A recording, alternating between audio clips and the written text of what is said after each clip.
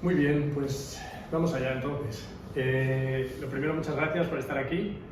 Y mi nombre es Ramón Celada, Tomé. Soy coach de salud integral y me dedico sobre todo a ayudar a personas a mejorar problemas digestivos, enfermedades crónicas, a mejorar el estilo de vida y de esa manera mejorar la salud.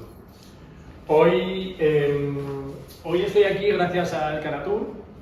Entonces siempre se dice, ¿no? Lo primero, desvelar los intereses. Mis intereses no son más en general que ayudar a las personas a que tengáis los medios para estar bien, a empoderar con la información y luego que toméis vuestras propias decisiones. En mi caso, mi andaina con Alcanatur fue porque los conocí por otra vía, empecé a utilizar sus productos, en concreto esta jarra, y bueno, pues me contactaron por si me apetecía dar una charla hoy y les dije que sí. Así que bueno, pues ahí están los intereses desvelados. Pero bueno, más allá de eso, lo que me quería centrar hoy en la charla es en el título que veis, ¿no? El agua que bebes, y que potable no quiere decir inocuo. Entonces, lo primero de todo, siempre, para mí es muy importante que no cunda el pánico. Van a aparecer informaciones que son importantes. Nunca me gusta, intento no ser muy amarillista ni demasiado alarmista, pero tampoco hay que irse al extremo contrario y decir que nada importa y que no pasa nada. De todas formas, como la mayoría de las que estáis aquí, pues me imagino que lo estáis porque os interesa la salud, supongo que el tema ya os interesa y os interesará saber entonces el porqué el agua es tan importante y por qué potable, eso no quiere decir inocua. Seguro que habéis oído ya bastantes cosas y vamos a entrar en detalles, no en todo porque es imposible. Me gustaría que en la charla nos diera tiempo luego también a tener 10-15 minutos de dudas, las que yo pueda resolver, dudas sobre todo más relacionadas con el agua en sí, y luego lo que podamos, también es verdad que luego no sé si va a venir o si no abajo en el stand de Alcanatur, cualquier duda más técnica os la pueden resolver ellos.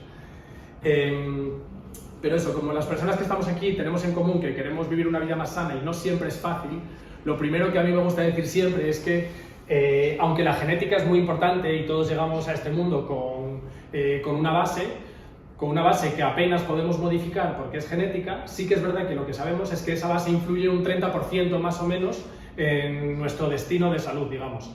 El restante 70% viene determinado por las decisiones que tomamos, el entorno en el que vivimos, la mala suerte y lo que se llama epigenética, ¿no? Cómo afectan todos estos factores ambientales en nuestros genes. Al final, la genética no es determinante. Hay una frase, ya no me acuerdo quién la dijo, alguien creo en Estados Unidos, que la genética carga la pistola, pero son los hábitos los que aprietan el gatillo. Entonces, lo importante es que, bueno, que si conocemos nuestra genética y nuestras predisposiciones, lo que nos hace es, una vez más, empoderarnos, darnos información de cómo puedo yo, sobre qué hábitos debo incidir más o menos, o cómo modularlos, cómo adaptarlos, para que mi genética me juegue las menores pasadas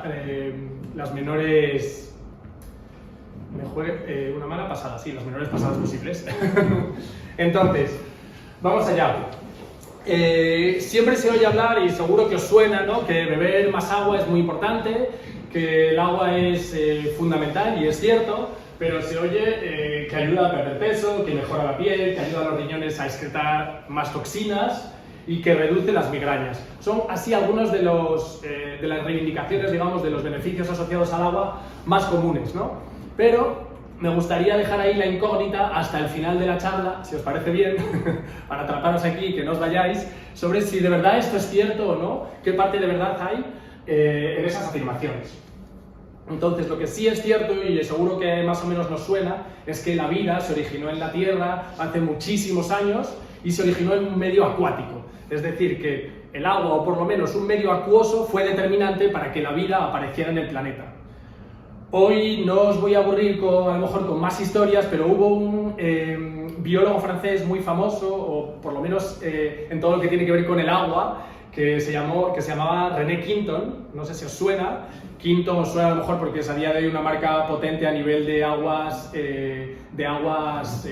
marinas, ¿no? Y entonces él explicaba un poco cómo la sangre humana es muy parecida en composición al agua marina, ¿no?, al agua del mar. Entonces, bueno, es una figura muy importante en cuanto a lo que el agua se refiere, y es algo que retomaremos luego, todo este tema de la composición del agua, de los minerales y la importancia que tiene.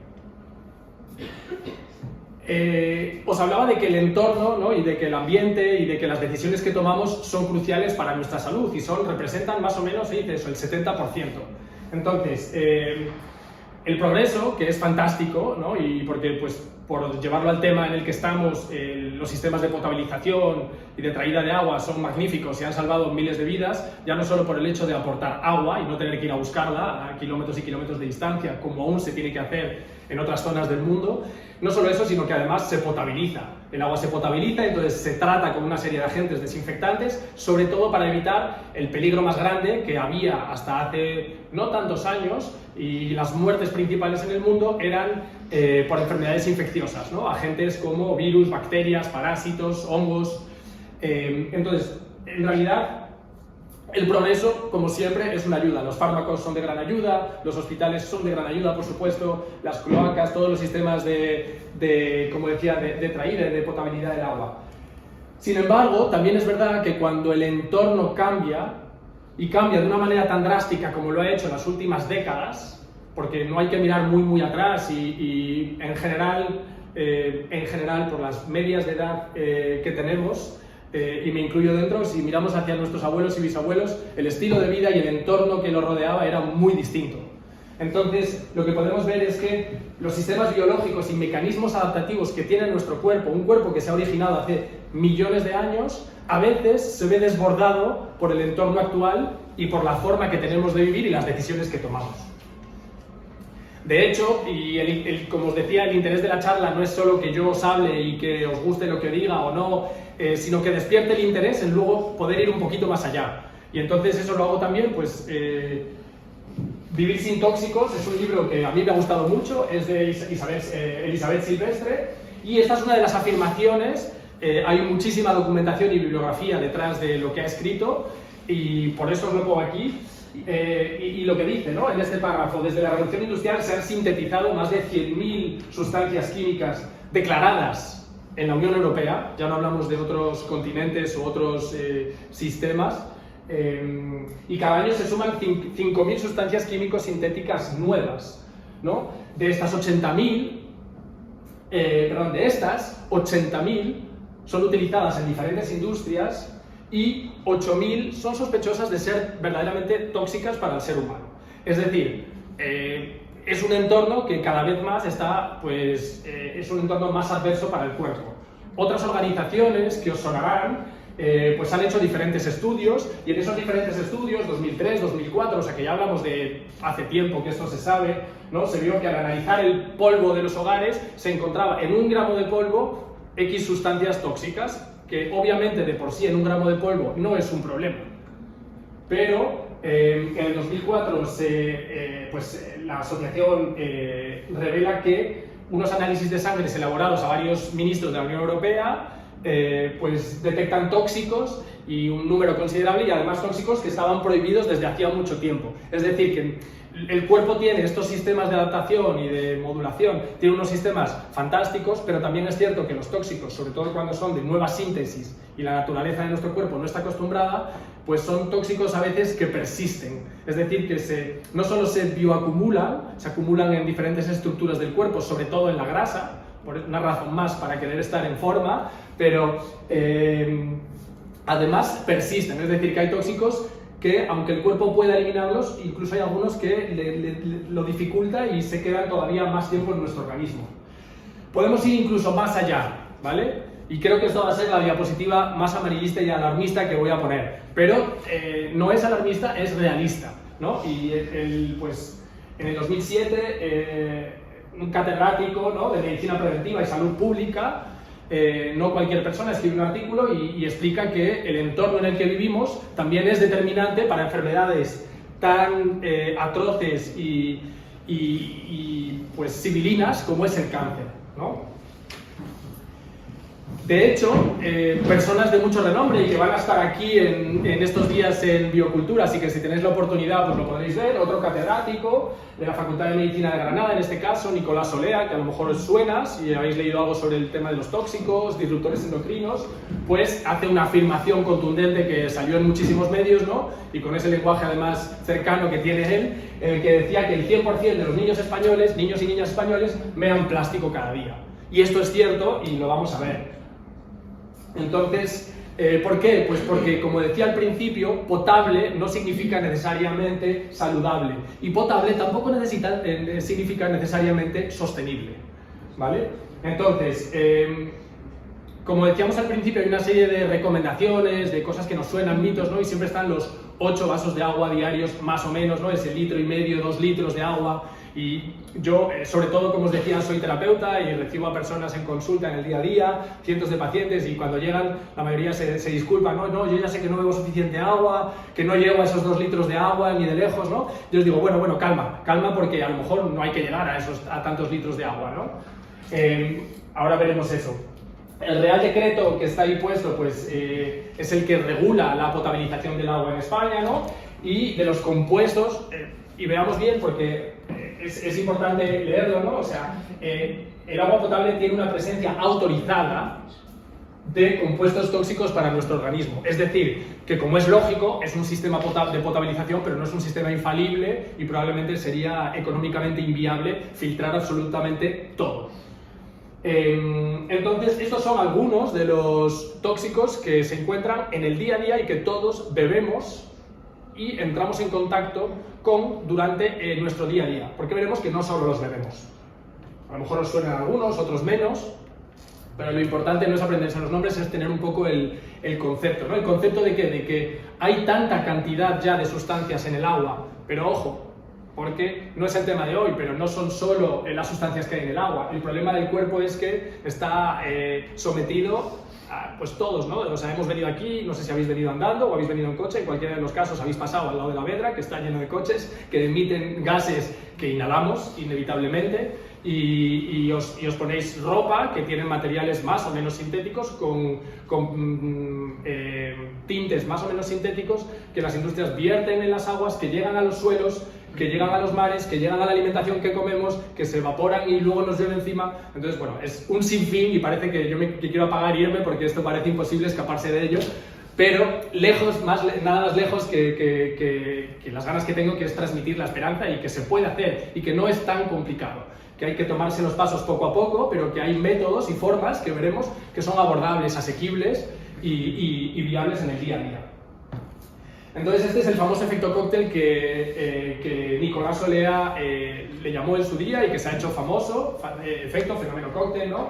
Y entonces esa asociación, esa combinación de múltiples sustancias. Porque yo tomo una pasta de dientes que tiene un poco de flúor y no pasa nada.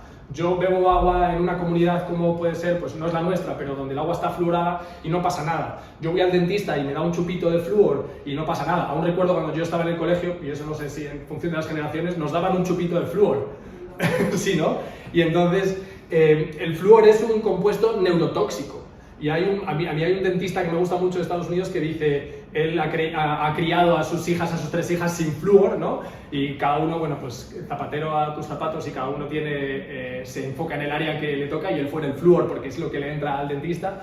Y él dice que él prefiere sanar un diente que sanar un cerebro, que es mucho más fácil, ¿no? Entonces, al final, pues bueno, la actividad de estos compuestos tóxicos, muchos de ellos no es simplemente que sean tóxicos y yo los tome y que entonces mi cuerpo tenga más trabajo de toxicidad que reducir. Hay una cosa que mucha gente no sabe, incluso ni siquiera esta actividad que digo aquí, estrogénica y antiandrogénica, que no sé si sabéis lo que quiere decir. Estrógenos y andrógenos son hormonas del cuerpo, ¿no? Unas de tendencia más femenina, estrógenos otro de tendencia más masculina, pero ambos tenemos todas, y al final son lo que se llaman disruptores endocrinos, es decir, sustancias que ocupan el lugar de las hormonas o mimetizan su funcionamiento, pero en realidad no de la misma manera, mandan falsas señales a mi cuerpo, a mis órganos, a mis células, y al final el cuerpo pues se despista. Pero hay una cosa muy importante que muchas veces no se dice, y que ahora hemos oído hablar mucho de ella. El sistema inmunitario, que tan importante es para defendernos, la primera labor del sistema inmunitario no es defendernos, es saber contra qué defendernos. Y eso lo hace mediante un sistema de vigilancia. Es decir, que una de las funciones principales del sistema inmunitario es estar de centinela vigilando lo que sí, lo que no, lo que es extraño, lo que es propio, y una vez que detecto algo que sí es extraño o propio, decido si es extraño, si lo ataco, si no lo ataco, si lo destruyo, si lo neutralizo. Entonces, ¿qué quiere decir? Que cuanta más toxicidad circule por mi cuerpo, incluso aunque no se manifieste, ya está dando mucho más trabajo a mi sistema inmunitario. Es decir, que probablemente va a ser un cuerpo que se va a inflamar, a activar inmunitariamente hablando, de manera más fácil. ¿Eso qué quiere decir? Pues que si ya está trabajando en reconocer tóxicos, no va a trabajar también a lo mejor en curarme ese catarro, que me dura 10, 15 días en vez de 3. En esa tiroides que me está dando señales y que los anticuerpos no paran de bajar, en una herida que no cicatriza bien, en una lesión de hombro que siempre está ahí. Si os parece, podemos hacer las dudas hacia el final. ¿Os parece bien? ¿O queréis, si hay alguna cosa puntual que queréis decir? Yo sin problema. ¿No? Si quieres, ¿eh? Como tampoco somos muchísimas personas, nos podemos permitir el lujo también de flexibilizar. No, solamente quería preguntar, digo, si el tema de las alergias y todo esto también tiene que ver con esto que está...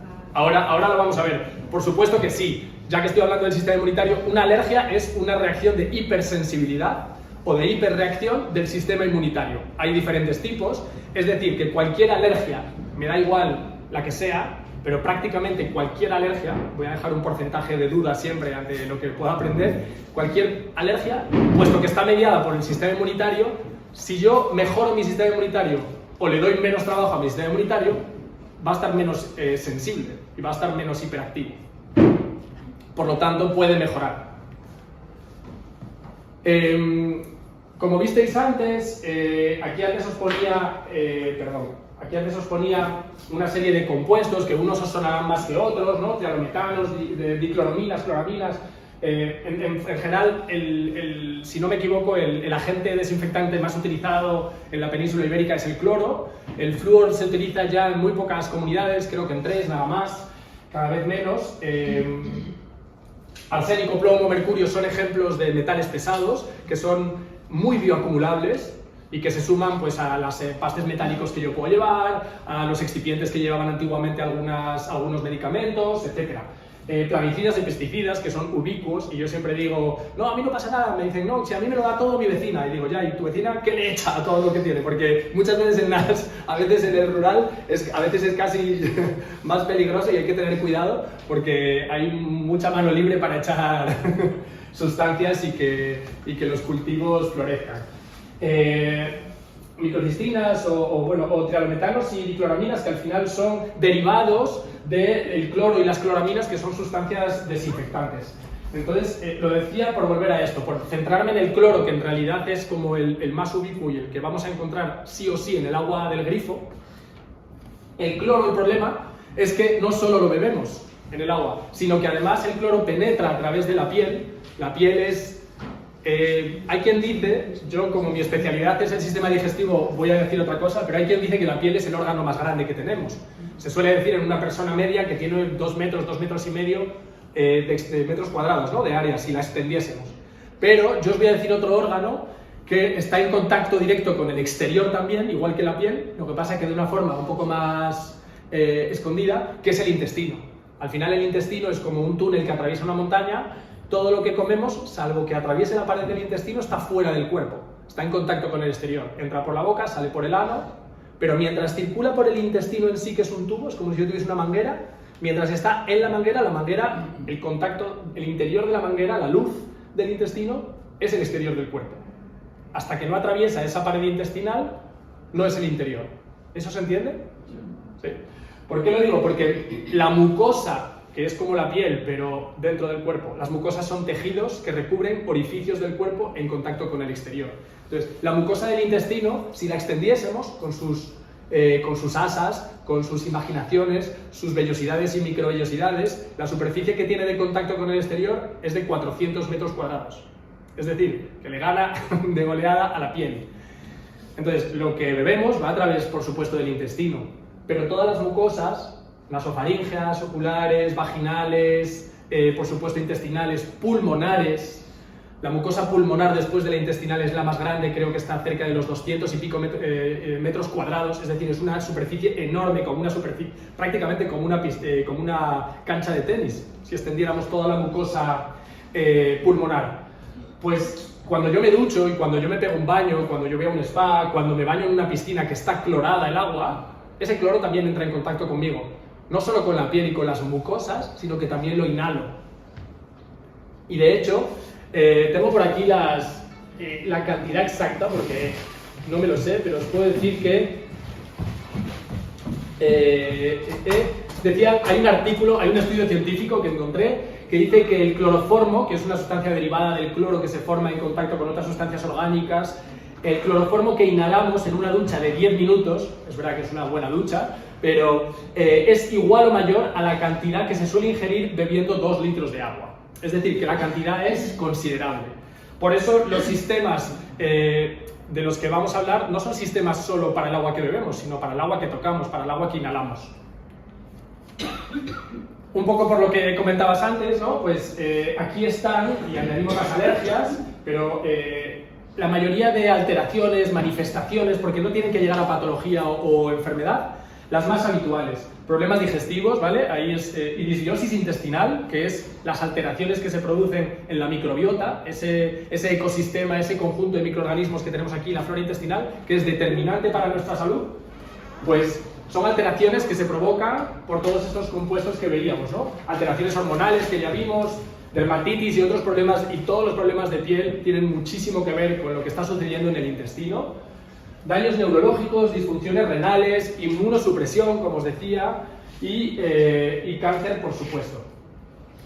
Es muy importante que el agua, para mí, en el discurso, el agua sea saludable, pero sea sostenible también, ¿no? Juan Carlos Alonso Gómez, un médico especialista en nefrología, bastante conocido, él afirma esto, ¿no? Que un agua saludable y sostenible debe garantizar los máximos estándares de calidad en cuanto al aporte de nutrientes.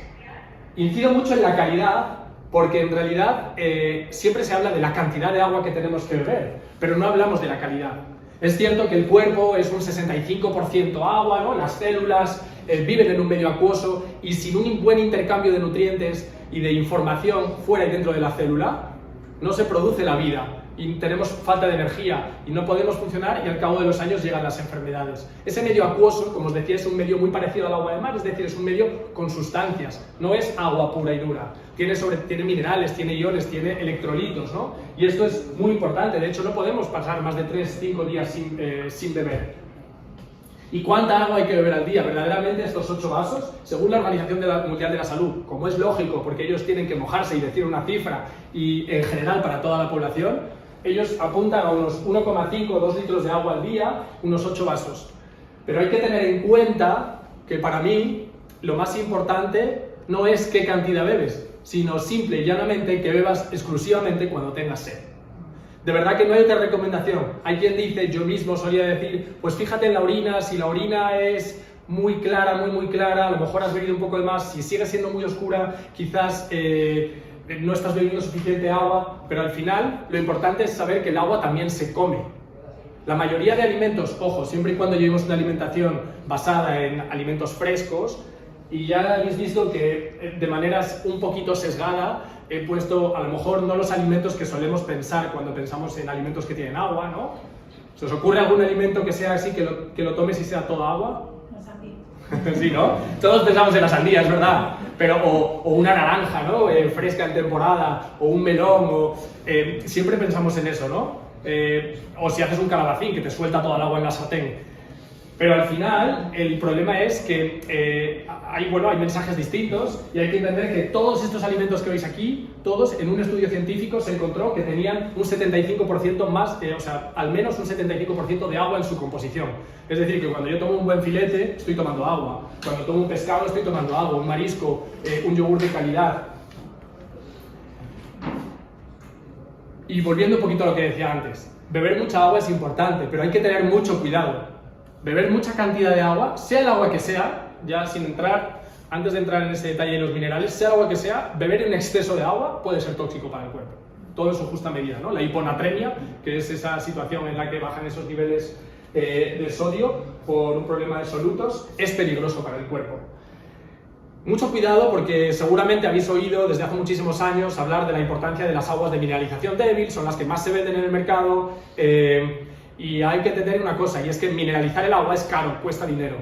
Y entonces, si yo consigo convencer de que el agua mineral, el agua de baja mineralización, es mejor para el cuerpo, pero no olvidemos que la sangre humana es casi como el agua de mar en cuanto a composición, entonces pues a lo mejor hay algún otro interés más que simplemente la salud de la persona, ¿no? Las dietas bajas en sodio entraría ahí en un terreno más de dietoterapia y si tengo problemas de hipertensión, ¿qué pasa con el sodio? Eso lo dejamos para otro día. Pero y hay que tener una cosa muy en cuenta y que, pues aprovechando que me dedico a esto y que me cruzo con muchos casos, tened cuidado vosotras o con personas a vuestro alrededor cuando el agua no te sacia, cuando una buena agua de calidad, y ahora veremos cómo es, no te sacia, mucho cuidado que no estemos hablando a lo mejor de otras patologías, de otras alteraciones que están haciendo, que realmente no están hablando de deshidratación, no le falta agua al cuerpo, sino que a lo mejor hay exceso de otras sustancias como puede ser la glucosa en sangre, algo muy muy habitual hoy en día por el tipo de alimentación y el sedentarismo. En el mercado actual hay diferentes sistemas para filtrado del agua y esto seguramente si habéis dedicado un poco de tiempo os habrá vuelto locas como a mí. ¿Y ahora qué me compro? ¿El de ósmosis, el de membranas? ¿Importa o no importa el pH? ¿El agua alcalina? ¿La hidrogenación? ¿No? Y al final cada uno tiene sus problemas, no es que estén ordenados, ¿vale? Es simplemente por pura estética que haya un problema en cada uno, pero no necesariamente están relacionados. Unos son carísimos, otros realmente no tienen tanta importancia para la salud, hay pocas certificaciones o garantías, eliminan gran parte de los nutrientes que sabemos que hay en el agua, como os decía, que nos interesan, minerales, electrolitos, iones, y derrochan, si no muchísima agua, en el propio sistema de filtrado. Hoy estoy aquí, como os decía, porque Alcanatur me ha llamado para venir y a mí me encanta hablar y entonces ha sido una oportunidad muy buena para transmitir lo que yo sé, lo que he investigado y de la mano de ellos, la solución que yo encontré sin conocerlos, pues presentároslas ahora a vosotras. Hoy os voy a hablar ahora rápidamente porque luego tienen más sistemas de filtrado, pero me voy a hablar, para mí el producto estrella porque es una jarra, como muchas otras jarras aparentemente del mercado. Ya os digo que la primera diferencia es que filtra súper rápido, con lo cual no tienes que estar esperando media hora, pero sobre todo es una jarra que elimina el 99% de impurezas, ¿no? Y estamos hablando de todas esas que vimos antes. Es una jarra que se nutre del agua local, no estoy comprando agua ni de otro país, ni de otro continente, ni siquiera de los manantiales que vienen de zonas a lo mejor menos sostenibles. Es decir, que a nivel de sostenibilidad y de huella de carbono es algo interesante. Minimiza el desperdicio de agua comparado con otros sistemas que no tenéis por qué saberlo, pero hay sistemas como la ósmosis inversa, que es muy buena filtrando, pero también a veces, dependiendo de los sistemas, y luego Alcanatur os podrá explicar el suyo propio porque ellos también lo tienen, pues puedes desperdiciar hasta 3 litros de agua por el filtrado que haces. En el caso del agua, Alcanatur alcaliniza el agua, es decir, añade minerales y electrolitos y lo hace añadiendo un magnesio de máxima calidad que alcaliniza el agua y la lleva a unos pHs, bueno, nos da un poco igual, pero de 9,5 en caso, dependiendo un poquito también del agua que haya en origen, ¿no? Si partes de un agua muy ácida, igual la eleva a un 8, 8,5. Aquí en Coruña, por lo menos, yo he hecho la prueba en casa y luego podéis ver la prueba abajo en su stand, que es muy divertido cómo se ve con unos líquidos de contraste, cómo se mide el pH. Es un filtro ecológico el que se utiliza a base de carbón, que no lleva resinas de intercambio iónico, que es un sistema muy habitual en otras industrias, marcas, productos, y que no es tan recomendable. Y luego el agua lo que le pasa es que la hidrogeniza, la ioniza, ¿vale? Es un poco lo mismo. La reestructura, que esto sería para hablar totalmente otro tema, ya a nivel biomolecular, qué forma tiene el agua. El agua le llaman H2O y es siempre H2O, no exactamente. Las moléculas tienen maneras de colocarse en la naturaleza. La vitaliza, por lo tanto, y muy importante para mí, se convierte en un agua que puede llegar a ser antioxidante, es decir, que aporta electrones al cuerpo, que aporta antioxidantes de manera que podamos contrarrestar esos radicales libres a los que estamos expuestos por la toxicidad, por el tabaco, por el alcohol, por el propio envejecimiento natural del cuerpo. Las mitocondrias, que son las fábricas naturales de energía y de agua del cuerpo, fabrican radicales libres por estar vivas. La jarra Alcanatur utiliza filtros de carbón, como decía, de coco, producto natural, ¿vale? Con lo cual vas a tener un agua que es saludable, pero además también es sostenible. en la tecnología, que además, pues yo como gallego, pues también orgulloso de que sea una tecnología diseñada, realizada aquí, ¿no? y supervisada y analizada por el Instituto de Cerámica de Galicia, al final hace pues que tu medio y que tu entorno sea más saludable, que es lo que estábamos buscando. Entonces no es solo un agua saludable y sostenible, sino que también está rica, y la podréis probar, de hecho, si queréis. Y al final, por volver un poquito a lo que hablábamos al principio, a esos mitos de si el agua tonifica la piel, ayuda al riñón a excretar más toxinas, reduce las migrañas o ayuda a adelgazar, en el año 2008 los doctores Dan Negoianu y Stanley Goldfarb hicieron una revisión de un montón de artículos científicos. En el 2008, no hace tanto, se publicó en una revista muy prestigiosa de nefrología, o sea que en teoría es un estudio fiable, y desbancaron totalmente estos mitos diciendo que no es necesariamente el beber más agua lo que nos aporta estos beneficios. No es que beber más agua sea malo, ojo. De hecho, si tú por beber más agua tienes ciertos beneficios, ¿no? Y uno de ellos puede ser que vayas mejor al baño, quizás beber más agua lo que está haciendo también es que de otra manera tu cuerpo sea capaz de eliminar aquellos tóxicos que no podía, ¿no? Aparte de, por supuesto, si es un agua de calidad, estás aportando, además de menos tóxicos, más nutrientes. Al final, para mí, lo que os quería transmitir como mensaje un poco general es que es muchísimo más importante la calidad del agua, un agua que esté purificada, que esté eliminada de tóxicos, que tenga nutrientes, es decir, que tenga minerales y electrolitos, incluidos en personas que tengan ciertas patologías, también plantearos que puede ser interesante, y sobre todo eso, que lo más importante es que el agua sea de calidad. Así que muchísimas gracias. Este es el mensaje.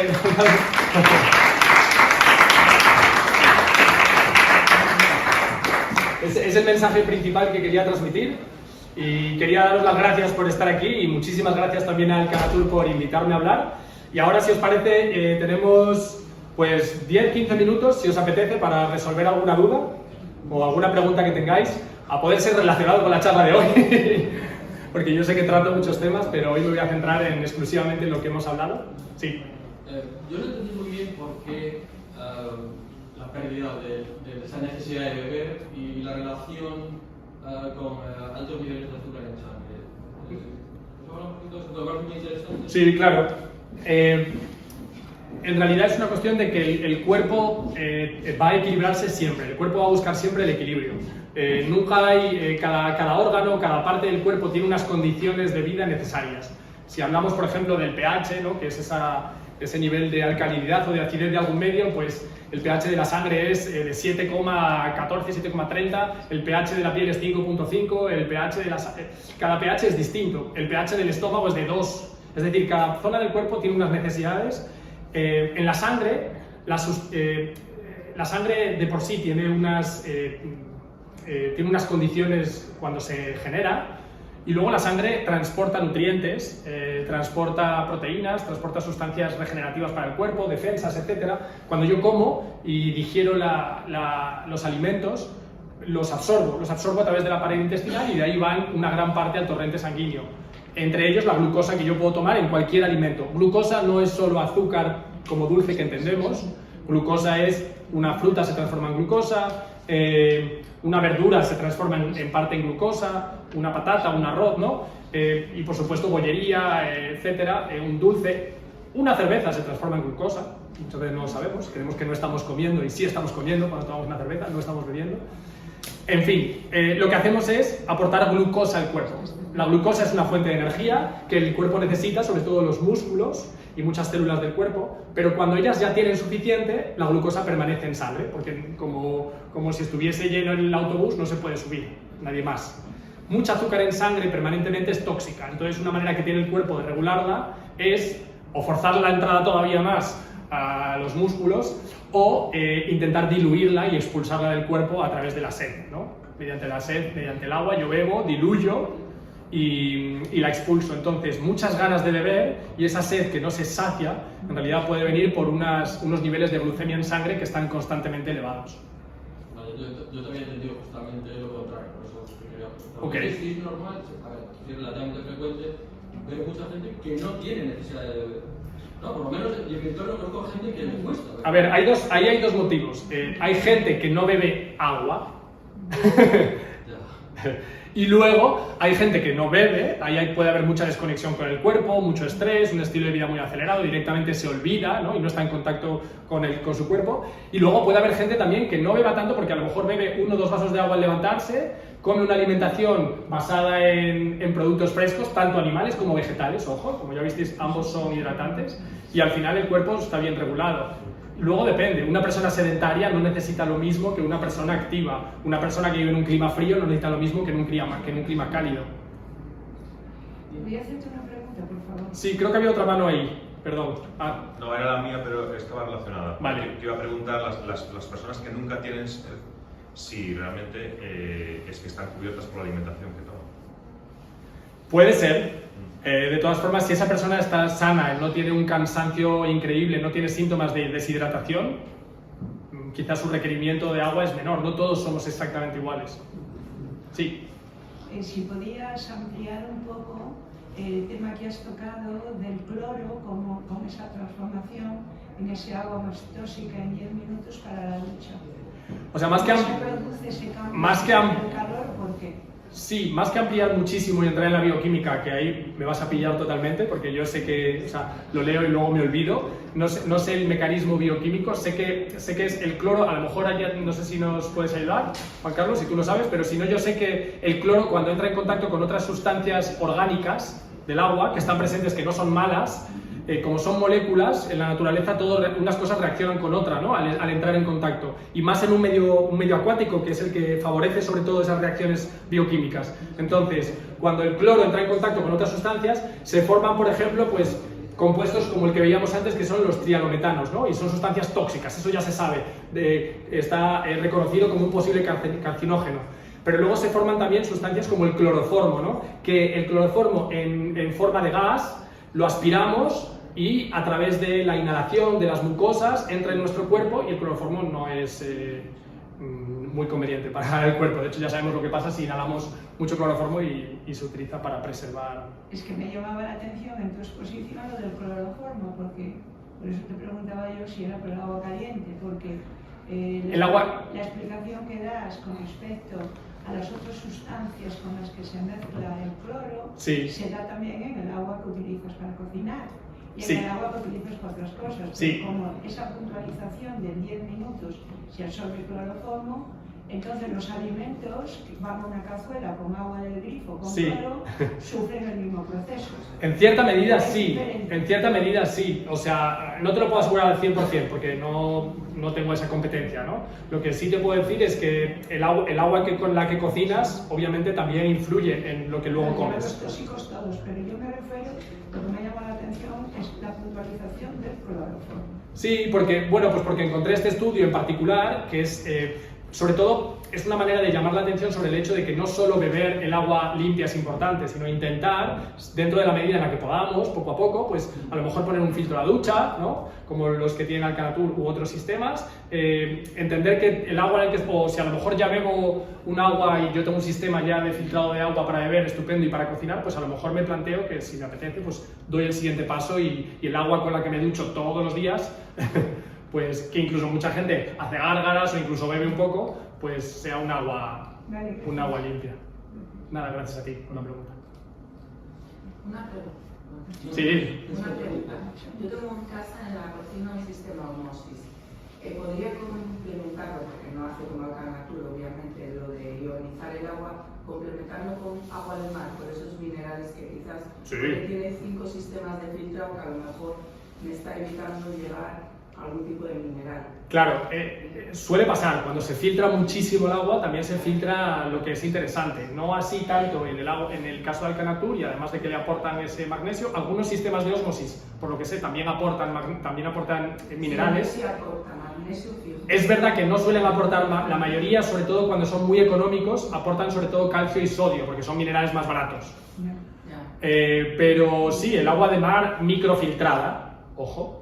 No agua del mar, Embotellada de volar, o sea, que sí, sí, porque muchas veces agua de mar microfiltrada, sí, que han pasado sus sistemas de sanitización, ahí sí es una buena manera de remineralizar, sí, una de las que más me gustan.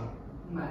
Puntualización, y es que sí que no mencioné el tema del agua embotellada, que esperaba que hubiera alguna pregunta, pero es por si acaso no nos da tiempo.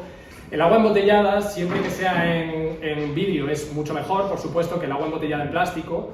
Las aguas embotelladas en plástico, independientemente ya sin entrar en cuanto a la calidad en sí del agua, de si sea de manantial o filtrada, los plásticos, la mayoría de plásticos donde se venden agua, los microplásticos acaban en el agua que luego bebemos, ¿no? Entonces, es una cosa que también se filtra a partir de la jarra, o sea que podemos pasar un agua, si tenemos la podemos pasar por la propia jarra o por el sistema de filtrado y eliminar así de esa manera las impurezas. ¿Pero la jarra es de un plástico? La jarra es de un plástico totalmente certificado, sí, de hecho está acreditado por la acreditación de Nicolás Olea, pero os digo que todo lo que es el detalle en sí, más que como yo no soy comercial de la marca, sino que vengo porque la utilizo, me gusta y me han llamado, pero sí que sé que yo intento siempre, por supuesto, todo lo que recomiendo utilizarlo yo, y a riesgo de equivocarme como ser humano que soy, pero en principio, sí, tiene toda la seguridad. Yo tengo hace años, cuando aún no se exponía, y la va teniendo a la gente que está conmigo y que no puede acceder a otros sistemas de filtrado. Es buena, lo que pasa es que, claro, filtros, mogollón, si lo utilizas para dar verduras y frutas. Claro, ahí ya tienes, si la utilizas, si es solo para beber, un filtro te dura 3-4 meses para 2 personas sin problema. Si es para más usos, tienen filtros de encimera, de bajo encimera, tienen filtro de ducha, tienen un sistema de ósmosis, tienen un sistema de hidrogenación, es decir, hay mucha más tecnología detrás. Yo os presento lo que me parece... Muy buena, ¿eh? Para todos los días, buenísimo. Sí, más abordable, y además que mañana me voy de mi casa y me lo llevo. me voy de viaje y me la llevo. Sí. ¿Y los filtros los encuentras fácilmente? Los compras online en miles de sitios, sí. No puedes ir a una... No. En alguna, ahí ya es la parte comercial que te la van a responder en el stand.